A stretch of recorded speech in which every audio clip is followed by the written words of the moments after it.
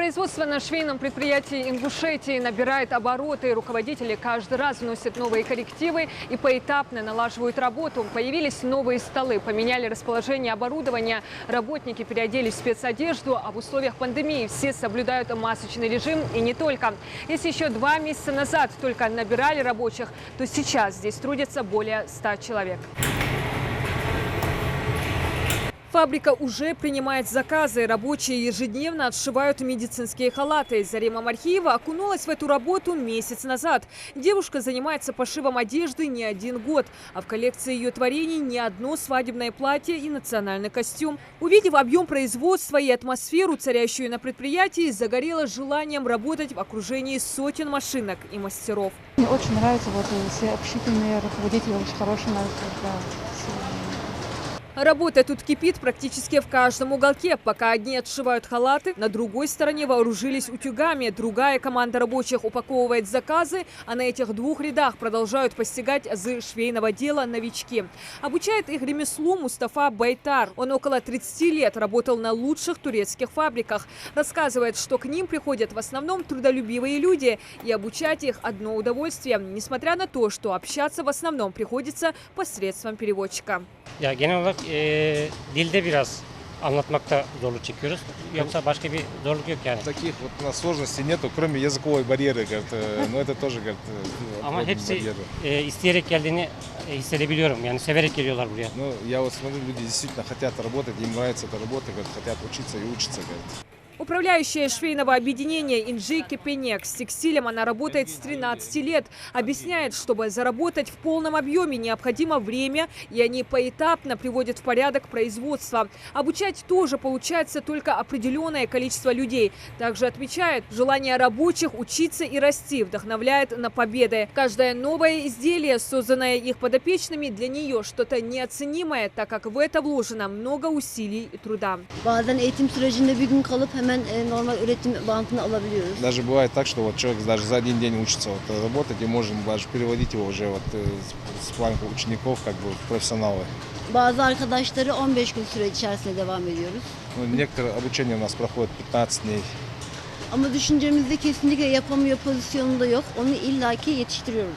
Ну, у нас нету такого, чтобы мы людей отстраняли, мы в любом случае обучаем людей. Это нам кого-то неделю, кого-то 2 недели, кого-то еще больше. Турецкие инвесторы и производители поначалу не понимали, почему среди желающих работать на швейной фабрике нет никого из мужской половины республики. Правда, сейчас коллектив предприятия пополнился кадрами, в их числе и Ахмед Яндиев. Он уже 3-ю неделю обучается швейному мастерству. Успехами молодого человека наставники довольны. И это учитывая то, что Ахмед до этого никогда в жизни не брал в руки иглу и нитку. حال بنوصل.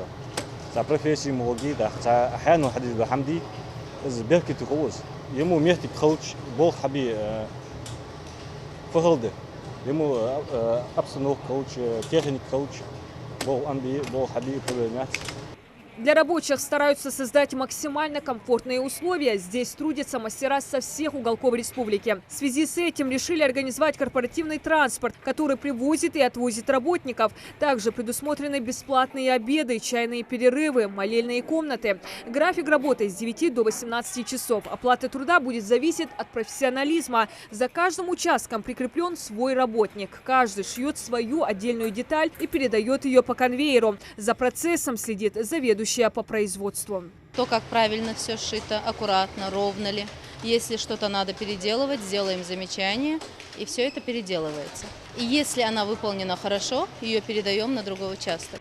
Сейчас на предприятии освободили половину зала от оборудования, чтобы провести ремонт и полностью поменять освещение. Из Турции должны поступить новые лампы без проводов высокого качества, которые позволят работникам разглядеть на ткани любую мелочь.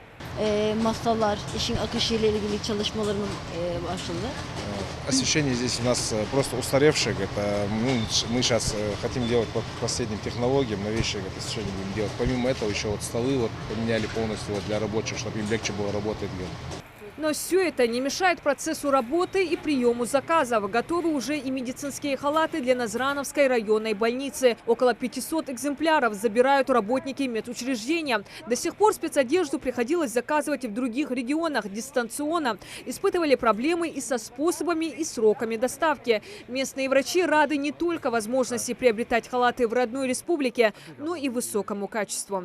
Одежда медика должна быть постоянно чистой, поэтому она регулярно стирается. И важно, чтобы костюм или халат сохранял форму в течение всего срока службы. Вот этот материал имеет противомикробную пропитку и устойчивость к загрязнениям. Ткань должна долго сохранять опрятный вид, не впитывать грязь и не притягивать пыль. Также здесь не должно быть на поверхности никаких ворсинок, ничего. И вот в данном случае все эти требования соответствуют. Мы очень довольны и планируем и дальше сотрудничать с этой организацией. А в скором времени начнут шить и повседневную одежду. Инвесторы также намерены закупить новое оборудование. Это позволит создать около 1000 рабочих мест.